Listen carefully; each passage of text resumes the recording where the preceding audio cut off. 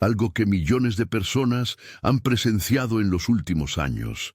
Incendios forestales que consumieron continentes enteros, océanos que se tiñeron de rojo frente a las costas de varios países, ríos contaminados hasta volverse letalmente tóxicos, cielos oscurecidos por humo en pleno mediodía, estrellas y sol cubiertos de capas de polvo y ceniza que la ciencia lleva años documentando.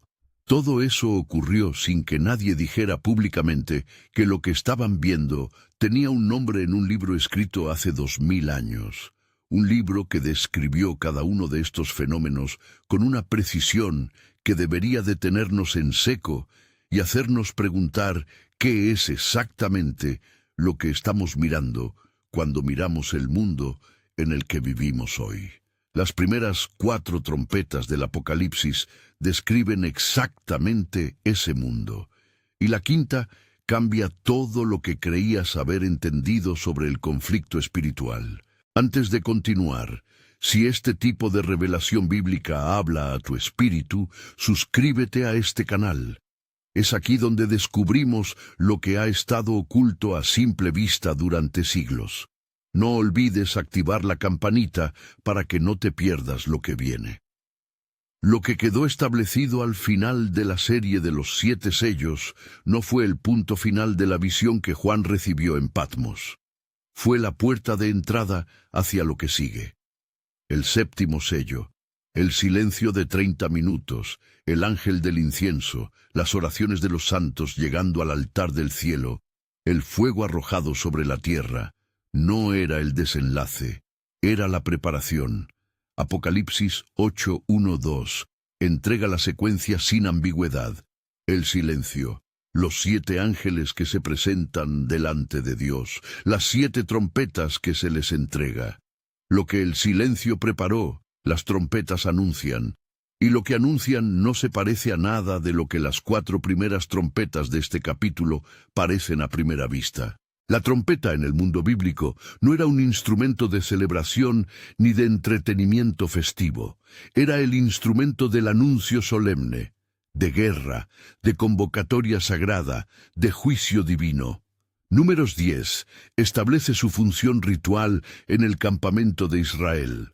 Joel 2 la usa para declarar el día del Señor. En el Sinaí, la presencia de Dios fue acompañada por el sonido de una trompeta que iba creciendo sin que nadie la tocara. Cuando Juan escucha que a los 7 ángeles les son dadas 7 trompetas, cualquier lector del primer siglo, formado en las escrituras hebreas, sabía de inmediato que lo que seguía no era decoración celestial. Era el sonido del gobierno de Dios en movimiento. Las oraciones que llegaron al altar, descritas en Apocalipsis 8:3-5, son el mecanismo de disparo. El ángel del incienso toma las oraciones de todos los santos, las mezcla con el incienso del altar dorado, las presenta ante el trono, y luego hace algo que cambia completamente la naturaleza del capítulo. Toma el incensario, lo llena con el fuego del altar y lo arroja sobre la tierra. El resultado es truenos, voces, relámpagos y un seísmo. Ese es el detonador. Las oraciones de los santos, incluyendo las de los mártires del sello 5, que clamaban ¿hasta cuándo?, no quedaron sin respuesta. Las trompetas son la respuesta. Las 4 primeras trompetas y las 3 últimas no son del mismo tipo. La estructura del capítulo 8 y 9 es deliberada. 4 trompetas que golpean los sistemas naturales del mundo, luego una pausa, y luego 3 trompetas de una categoría completamente diferente. Apocalipsis 8:13 marca la bisagra. Las 4 primeras afectan la tierra, el mar, las fuentes de agua, el cielo. Las 3 últimas, identificadas en el texto como los 3 ay, afectan directamente a los seres humanos de una manera que las primeras 4 no hacen. La progresión es intencional. Y la fracción también lo es. Cada trompeta afecta 1/3, no todo. Los sellos afectaban 1/4 parte del mundo. Las trompetas escalan a un tercio. El juicio aumenta. El llamado a la conversión es cada vez más urgente. El texto de Apocalipsis 8:13 introduce un elemento que nadie en la visión de Juan anticipaba. Antes de que suene la quinta trompeta, antes de los 3 ayes, aparece una figura en el cielo, un águila que vuela en medio del espacio celeste y grita con voz fuerte. No susurra, no declara en voz baja, grita: «Ay, ay, ay de los que moran en la tierra, a causa de los otros toques de trompeta que están para sonar». Esta figura no es ornamental. Es el heraldo que separa lo que acaba de ocurrir de lo que está a punto de ocurrir. El águila no anuncia más de lo mismo. Anuncia un cambio de naturaleza en lo que viene. Si este contenido está moviendo algo en tu espíritu ahora mismo, escribe en los comentarios: «Dios me ve». Si estás aquí en este momento es porque Él te ve. Y lo que está siendo revelado en estas páginas del Apocalipsis tiene algo que decirte directamente. La primera trompeta suena. Apocalipsis 8:7 lo describe con una brevedad que hace que cada palabra pese el doble. Granizo y fuego mezclados con sangre, arrojados sobre la tierra. 1/3 de la tierra quemado. 1/3 de los árboles consumido por el fuego. Toda la hierba verde destruida. El versículo combina 3 elementos que en la naturaleza no se mezclan. Granizo es agua congelada, fuego es calor intenso, y sangre introduce el elemento orgánico del cuerpo humano en el fenómeno atmosférico. La combinación no es naturalista, es simbólica y literal al mismo tiempo. El juicio entra en el sistema natural con una especificidad que la naturaleza sola no produce. 1/3 de la base vegetal del planeta golpeado en un evento. Lo que sostiene la vida sobre la Tierra recibe su primer tercio de daño. El trasfondo no es nuevo. El libro del Éxodo, capítulo 9, versículos 18 al 26, describe la 7ª plaga sobre Egipto. Granizo y fuego mezclados en una tormenta que el texto dice nunca había caído sobre Egipto desde que se fundó como nación. Para los lectores judíos y judeo-cristianos del primer siglo, esta combinación era reconocible de inmediato. Juan no está inventando un lenguaje de juicio. Está usando el vocabulario que ya existía, el vocabulario del Éxodo, y amplificándolo. No era un evento sin precedente, era el patrón de juicio de Dios sobre los sistemas de poder que se oponen a su soberanía, tomado del Éxodo sobre Egipto, y ahora proyectado a una escala que excede lo que Egipto conoció. El Éxodo fue el juicio sobre el primer gran imperio del mundo antiguo. Las trompetas son el juicio sobre toda civilización humana. En el Salmo 78:47, el granizo destruye las viñas y los sicomoros de Egipto como parte del relato de las plagas. En Ageo 2:17, Dios declara que golpeó con granizo, con palomilla y con pulgón todo el trabajo de las manos del pueblo, y que aún así no se convirtieron a él. El granizo en el lenguaje profético del Antiguo Testamento no es solo daño meteorológico. Es la intervención directa de Dios sobre los sistemas que producen la riqueza y el sustento humano, con un propósito específico: provocar el retorno. El juicio no es el punto final, es el llamado. La primera trompeta usa ese mismo lenguaje, pero amplía el objetivo de una región o una nación a 1/3 de todo lo que crece sobre la tierra. Y con esa ampliación, amplía también el llamado. El detalle de la sangre, mezclada con el granizo y el fuego en la primera trompeta, merece detenerse un momento antes de pasar a los datos. En las plagas de Egipto, la sangre apareció primero en el río Nilo, el agua principal de Egipto convertida en sangre. Aquí en la primera trompeta, la sangre cae del cielo mezclada con el elemento de destrucción. No es un accidente de composición. La sangre en el contexto del Antiguo Testamento era el signo de la vida y de la muerte al mismo tiempo. La sangre del pacto que sellaba y la sangre del juicio que advertía. La primera trompeta mezcla los 3 en un solo evento: el agua congelada del cielo, el fuego del juicio y la sangre que dice que esto cuesta vidas. El sistema vegetal no es solo el hábitat de los árboles, es el sistema que alimenta a cada ser humano sobre la tierra. La pregunta que la primera trompeta levanta para el mundo del siglo XXI no es si los incendios forestales de los últimos años son el cumplimiento literal de este versículo. Esa pregunta llevaría a un debate técnico que el texto no pide. La pregunta que el texto sí pide es esta: ¿reconocemos el patrón? Australia 2019-2020 vio arder 18.6 millones de hectáreas en una sola temporada. El Amazonas registró más de 400.000 focos de incendio en 2023. La ciencia climática lleva décadas documentando la aceleración de la destrucción vegetal a escala global. El texto no necesita cumplirse literalmente para que el patrón que describe sea real. La segunda trompeta. Apocalipsis 8:8-9.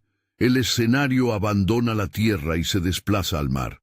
La primera trompeta atacó el sistema vegetal terrestre, la base de la producción de alimentos. La segunda ataca el sistema marino, la base del comercio, del transporte y de la alimentación de las civilizaciones costeras. Algo como un gran monte ardiendo en fuego es arrojado al mar. Un tercio del mar se convierte en sangre. Un tercio de las criaturas que vivían en el mar muere. Un tercio de los barcos es destruido. La progresión es sistemática: tierra primero, mar después. Los dos grandes sistemas que sostienen la vida humana sobre el planeta golpeados en los dos primeros sonidos de trompeta. El juicio no es aleatorio. Avanza con una lógica que el lector del primer siglo y el del siglo XXI puede seguir. La palabra griega que Juan usa es hos oros megakaiomenon, literalmente como una montaña grande ardiendo. No dice que es una montaña, dice que se parece a una. El cómo no es descuido literario ni imprecisión visionaria, es la integridad del testigo. Juan describe lo que vio y distingue entre lo que vio y lo que era. La visión le mostró una imagen, montaña ardiente cayendo sobre el mar, y él transcribe exactamente esa imagen sin interpretar más de lo que el texto permite.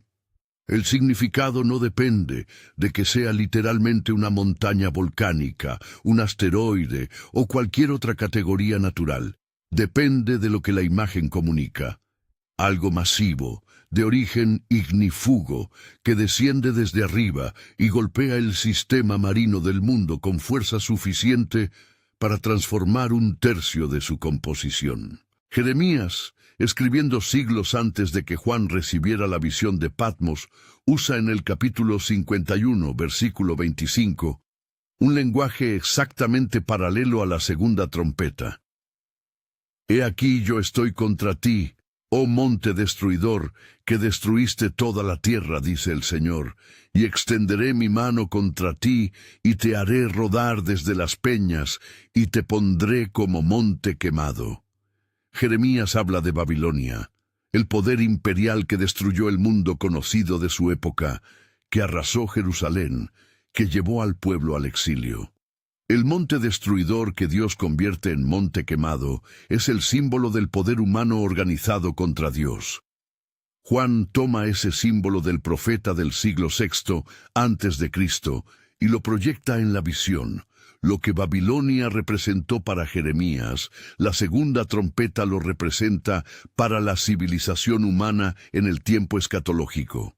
El patrón se repite, la escala se amplía. El mar en el mundo mediterráneo del primer siglo no era solo un cuerpo de agua, era la columna vertebral de la civilización. Las rutas comerciales que conectaban Roma con Egipto, con Asia Menor, con la costa de África del Norte, todas pasaban por el Mediterráneo. El trigo que alimentaba a Roma venía de Egipto por barco. El aceite que iluminaba las ciudades venía de las costas del Levante por barco. Un tercio de los barcos destruido significaba un tercio de la red económica global paralizada en el contexto del primer siglo. Un tercio de las criaturas del mar muertas significaba un tercio de la proteína que sostenía a las poblaciones costeras, eliminadas sin posibilidad de recuperación inmediata. El impacto no es decorativo ni simbólico únicamente. Es la descripción del colapso de la infraestructura que sostiene la civilización. Y en el siglo XXI, el 90% del comercio global sigue viajando por los océanos. Las zonas muertas oceánicas, áreas donde el oxígeno se agota y la vida marina colapsa, han aumentado un 400% desde 1950, según los datos del Panel Intergubernamental sobre Cambio Climático. Los florecimientos de algas tóxicas, llamados mareas rojas, han cerrado playas y arruinado la pesca en California, Florida, España, Australia y Perú en los últimos 5 años. El océano que se vuelve sangre no es solo una imagen apocalíptica. Es el nombre que Juan le dio a un patrón que la oceanografía moderna está documentando en tiempo real, sin que nadie en los noticieros lo conecte con el capítulo 8 de Apocalipsis. Antes de analizar la tercera trompeta con el texto griego en la mano, hay que detenerse en el profeta Jeremías, capítulo 9, versículo 15. He aquí que yo les haré comer ajenjo, y les haré beber aguas de hiel. Eso fue escrito 600 años antes de que Juan pusiera su visión en palabras. 600 años antes de las trompetas del Apocalipsis, el profeta usó exactamente el vocabulario, aguas amargas, ajenjo, para describir el juicio que Dios ejecutaría sobre un pueblo que abandonó su camino. Cuando Juan llega a la tercera trompeta, está dentro de una tradición profética, no inaugurando un lenguaje nuevo. Entonces llega la tercera trompeta y la palabra griega con ella, apsintos, es la palabra que Juan elige para nombrar a la estrella que cae.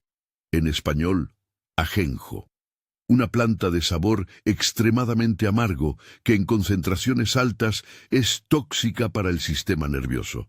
Los lectores griegos del primer siglo conocían apsintos no como una curiosidad botánica, sino como una sustancia de uso medicinal con el límite claro de cuánto el cuerpo humano podía tolerar. Cuando Juan usa apsintos, no está siendo poético, está siendo técnico. La estrella que cae se llama amargura, porque lo que producen las aguas es exactamente eso, amargura letal. La escena de la tercera trompeta en Apocalipsis 8, 10, 11 no deja detalles sin ubicar.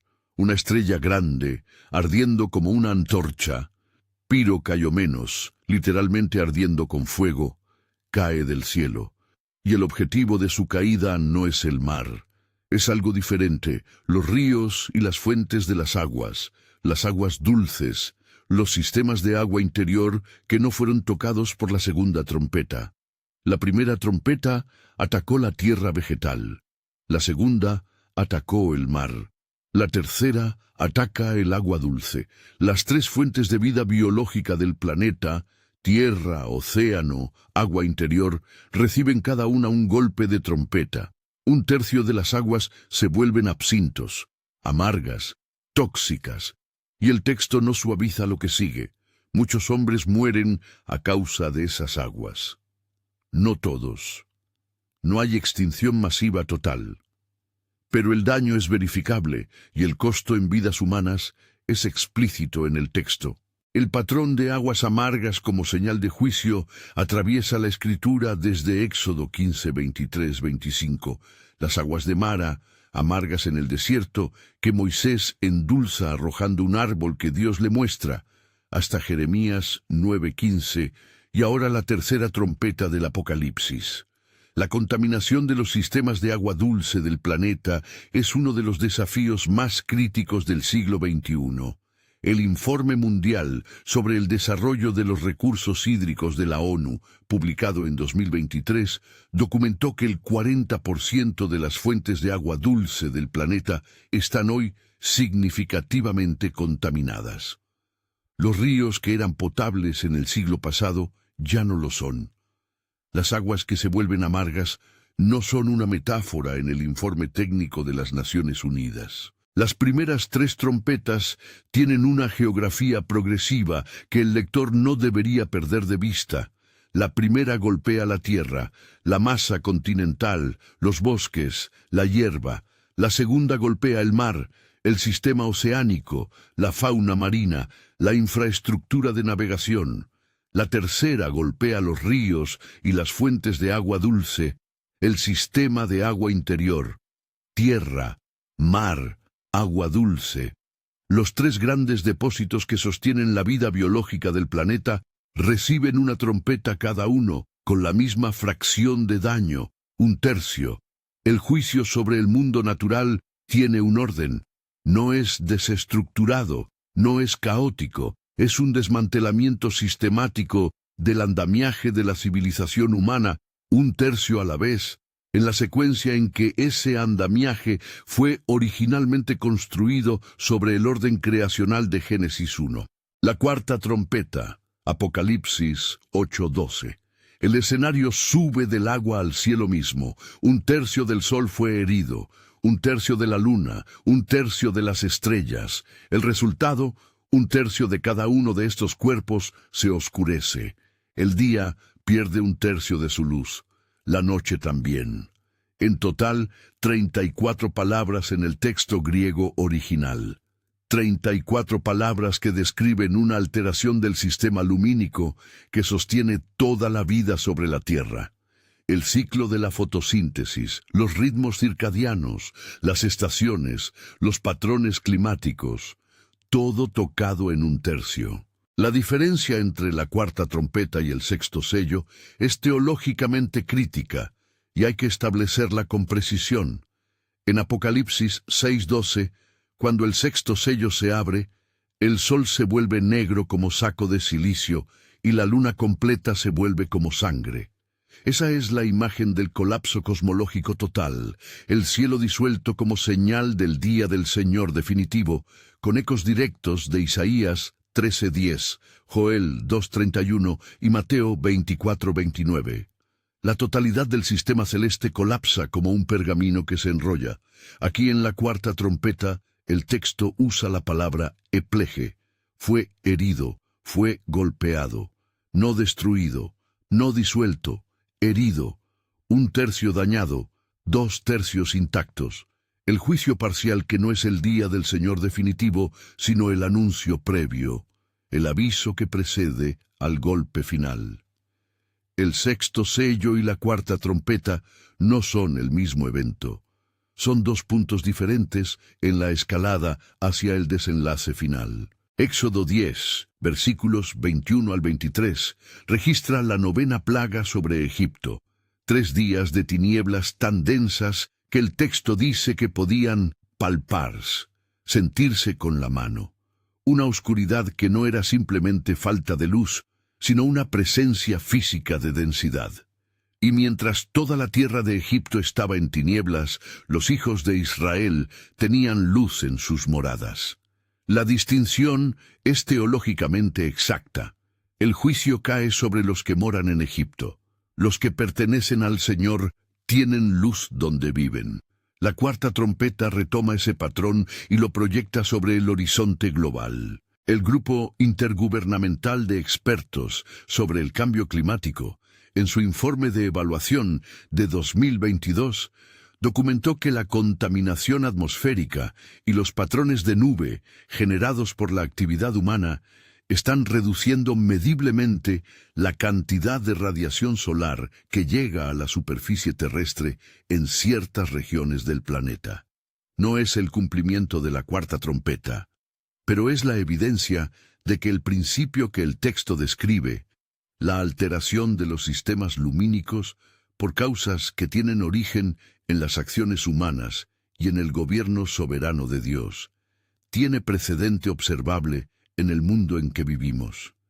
Si este contenido está abriendo algo en ti, hazme saber dándole like a este video. Eso me dice que este trabajo vale la pena continuar y ayuda a que esta revelación llegue a más personas que la necesitan ahora mismo. Juan no describe el fin del capítulo 8 con otra trompeta. Lo describe con un animal, un águila, aetos en griego, el ave de presa de mayor envergadura en el mundo mediterráneo antiguo. Aparece volando en medio del cielo y grita con voz fuerte. El texto usa la palabra mega, grande. Esta águila no habla en tono pastoral, no consuela, grita con toda la amplitud de su voz. ¡Ay, ay, ay de los que moran en la tierra! 3 ayes, uno por cada una de las 3 trompetas que faltan. El texto necesitó un heraldo celestial para preparar al lector para lo que viene, porque lo que viene no puede llegarte sin advertencia. El águila en el imaginario bíblico hebreo no es un símbolo sin carga.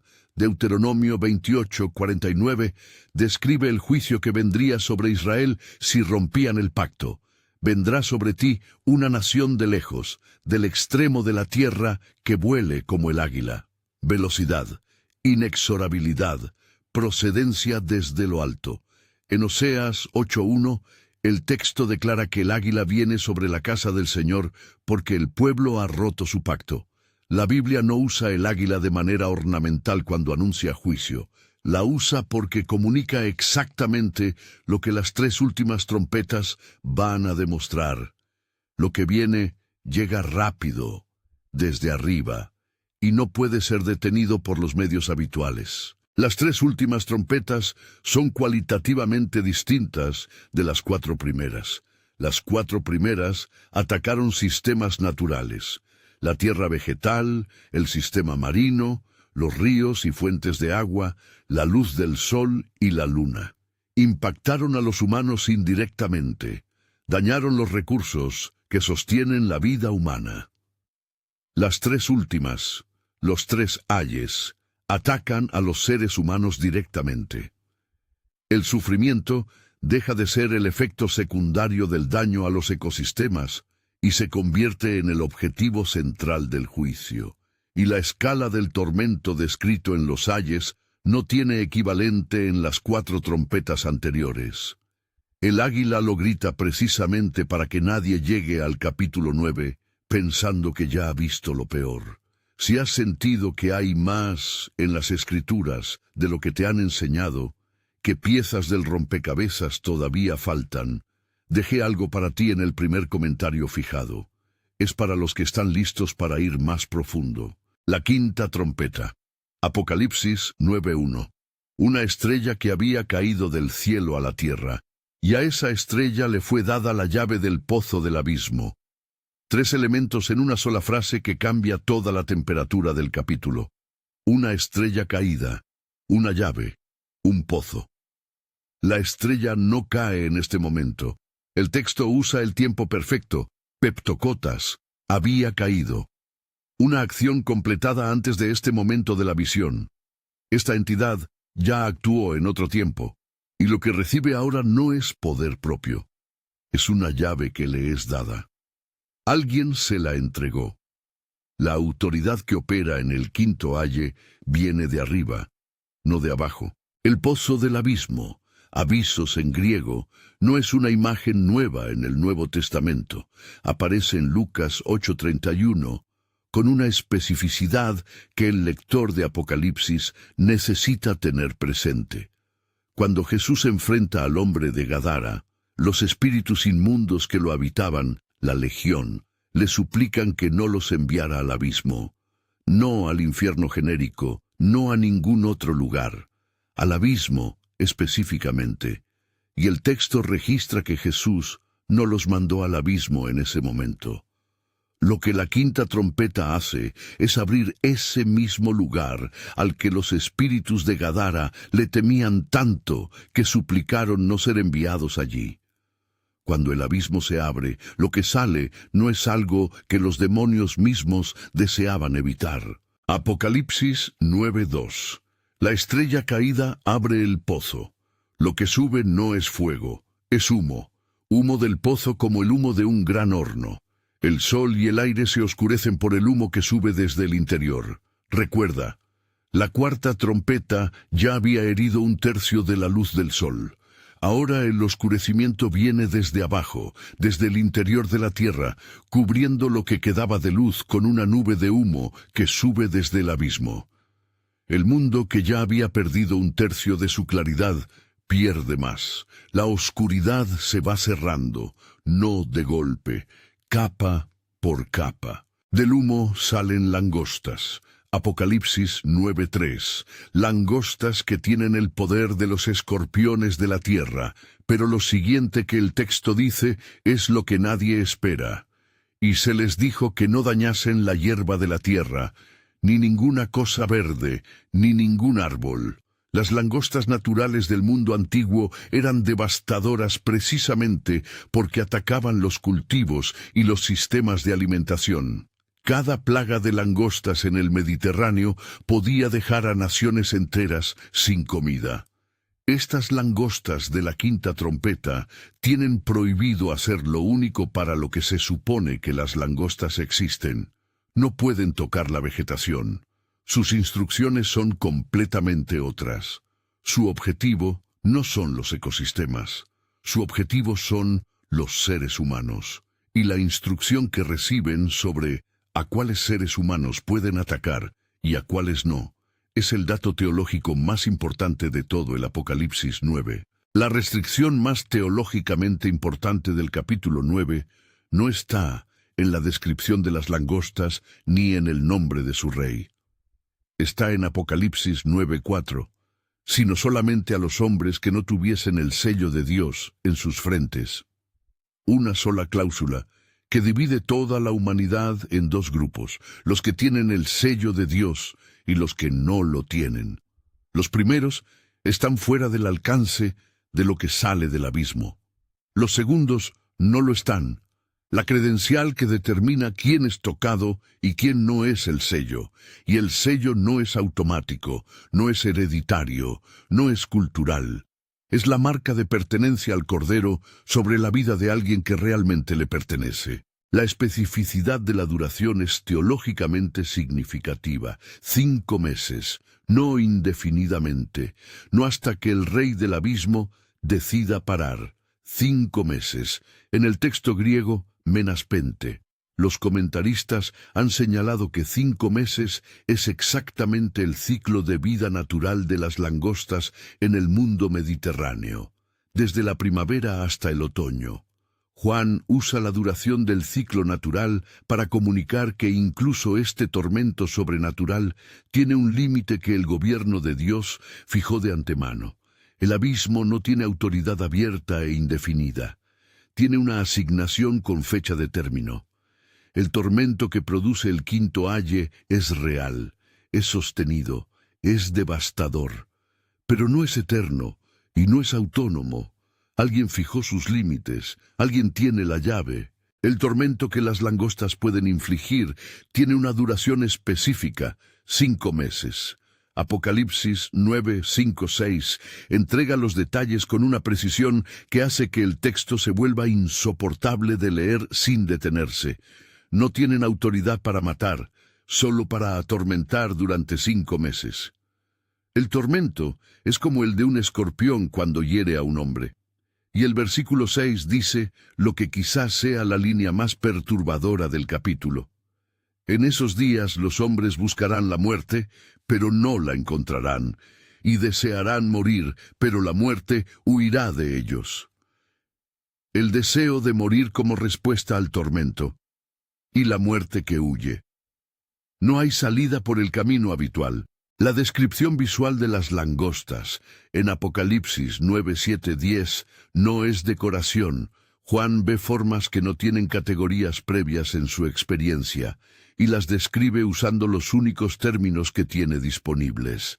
Semejantes a caballos preparados para la batalla, coronas de oro sobre sus cabezas como coronas, rostros como rostros de hombres, cabellos como cabellos de mujer, dientes como dientes de leones, corazas como corazas de hierro. El sonido de sus alas como el estruendo de muchos carros de caballos corriendo a la batalla. Colas con aguijones como los escorpiones.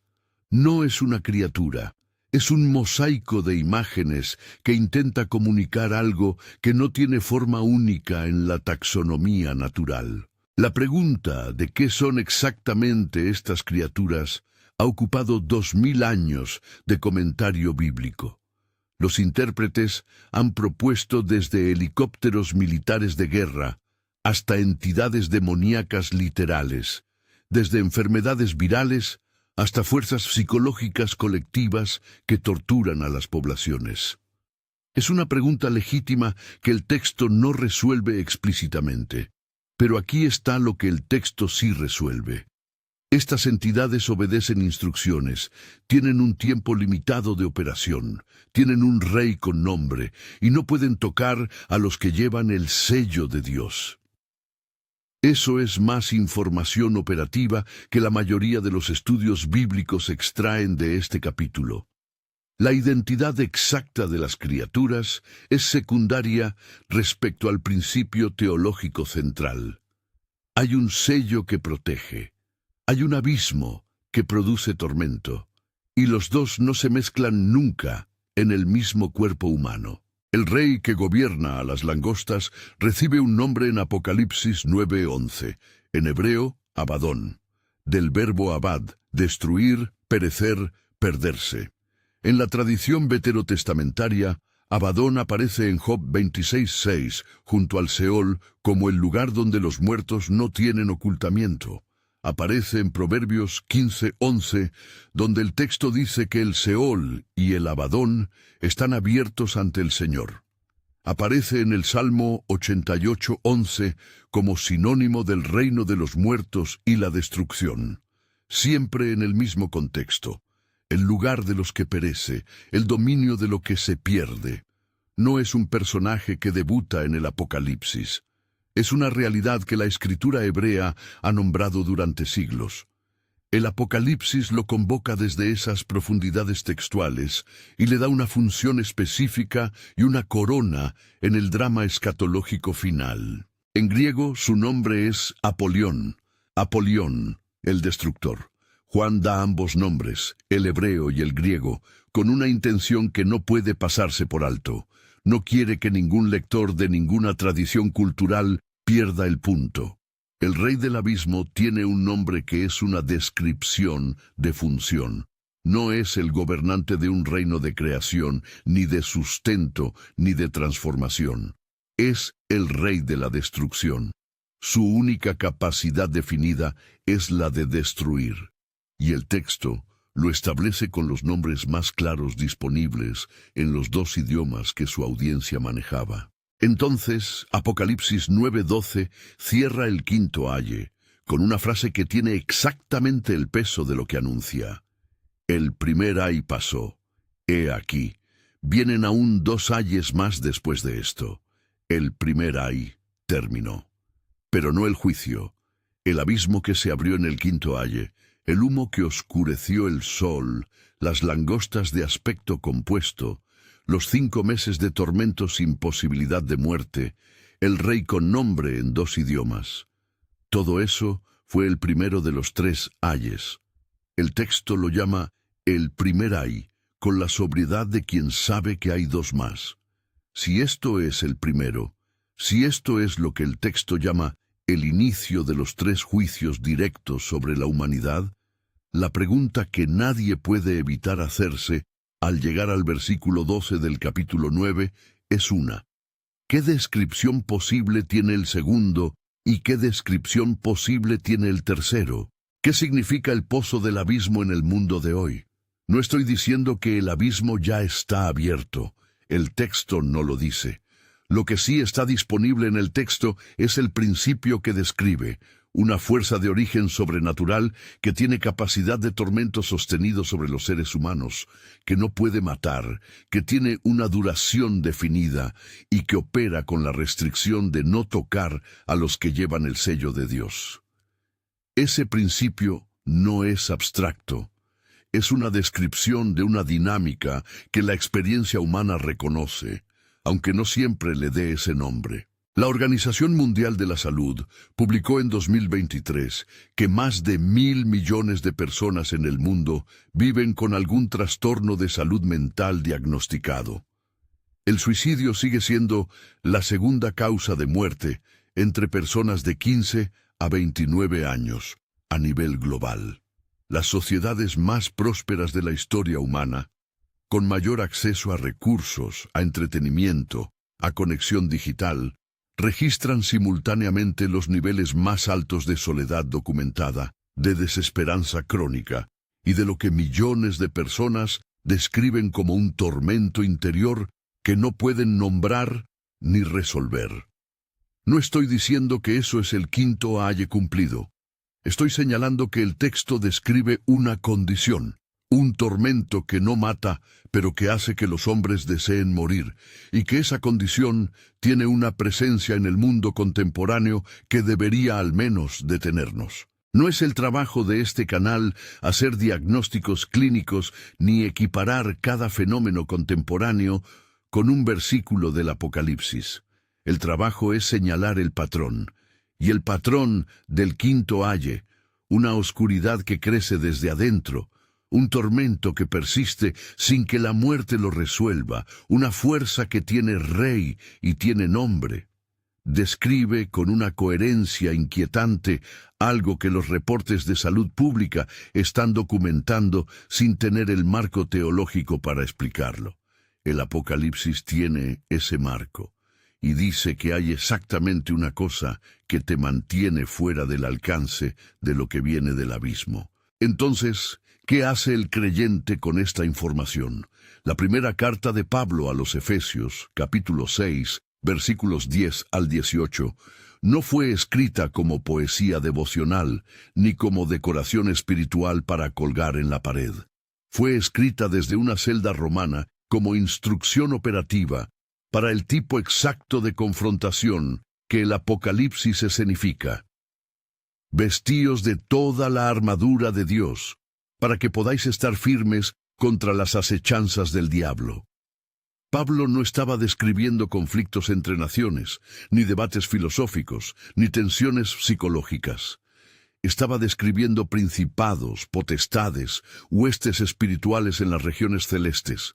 El lenguaje de Efesios 6 y el lenguaje de Apocalipsis 9 son lenguajes del mismo conflicto, uno pastoral, uno visionario, pero apuntando hacia la misma realidad.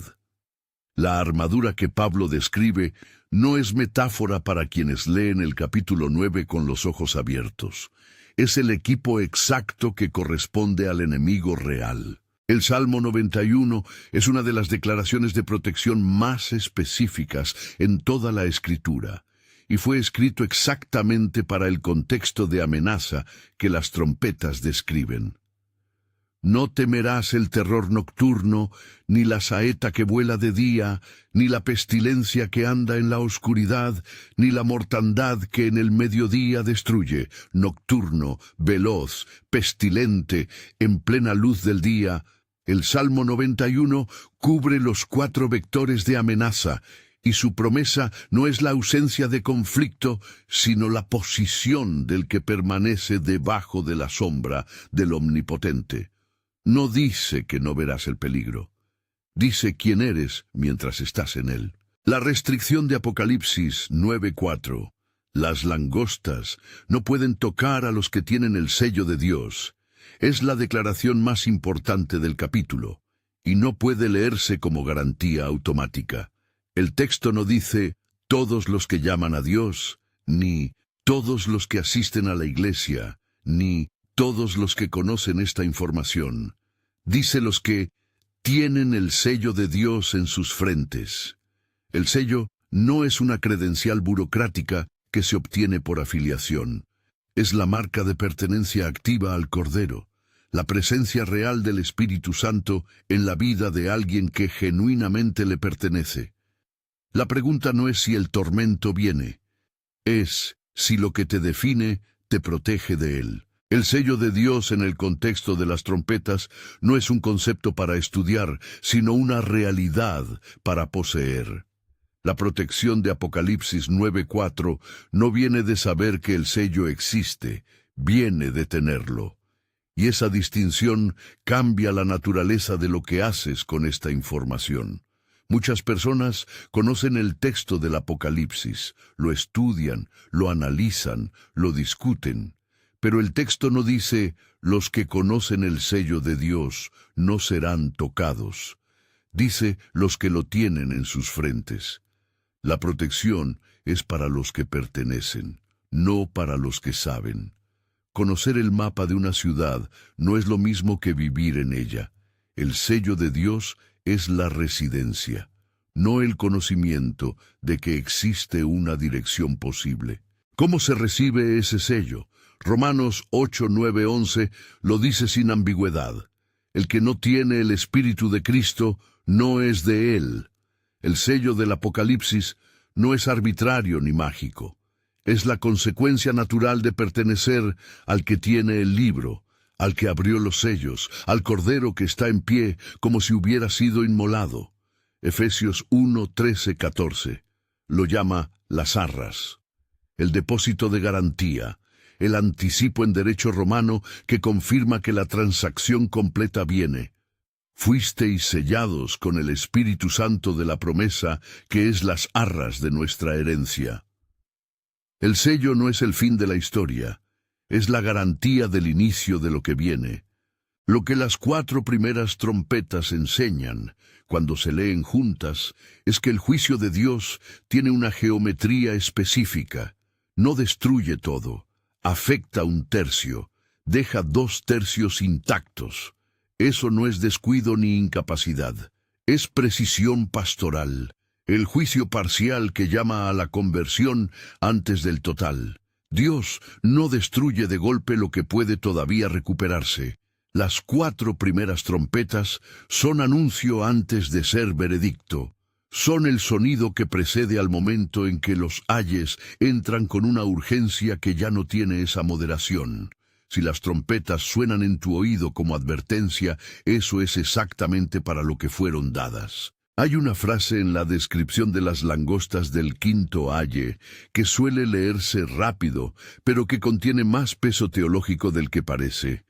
Apocalipsis 9:4 dice que las langostas tenían poder como el poder que tienen los escorpiones de la tierra.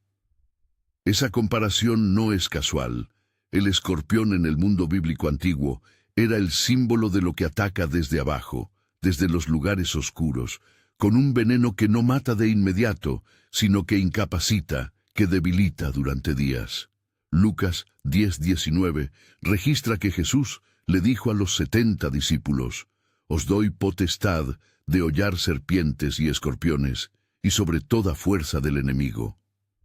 El creyente que lleva el sello de Ap 9:4 no es vulnerable al poder del escorpión escatológico exactamente porque la potestad de Jesús sobre ese poder fue transferida al que pertenece a él. Lo que el 5º aye no puede tocar no es un tipo de persona moralmente superior. Es una persona que está bajo una autoridad específica que el abismo no puede invalidar. Lo que el 5º aye revela sobre el gobierno soberano de Dios es más importante que lo que revela sobre el abismo.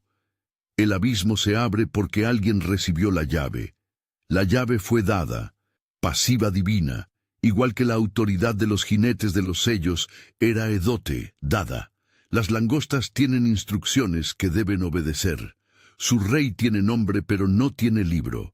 El libro sigue en manos del Cordero, el abismo que aterra a los demonios, que produce 5 meses de tormento, que tiene un rey llamado Destructor. Ese abismo opera dentro de los parámetros que el Señor que abrió los sellos estableció. No fuera de ellos. Dentro, algo en ti. Si llegaste hasta aquí, reconoce este patrón. El mundo que describes cuando dices lo que está pasando, los incendios que no se detienen, el agua que ya no es segura, el oscurecimiento que avanza sin nombre, el tormento interior que no cede. Algo en ti sabe que eso no es accidental, ni aleatorio, ni simplemente climático. El Apocalipsis no es el libro del fin de todo.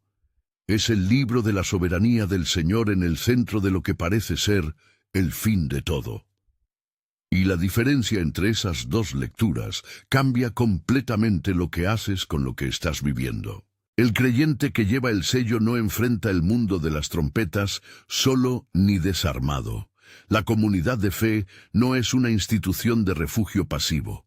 Es la estructura que el Nuevo Testamento diseñó específicamente para el tipo de contexto que el Apocalipsis describe. Hebreos 10:25, no dejando de reunirnos, fue escrito en el contexto de persecución y de juicio creciente.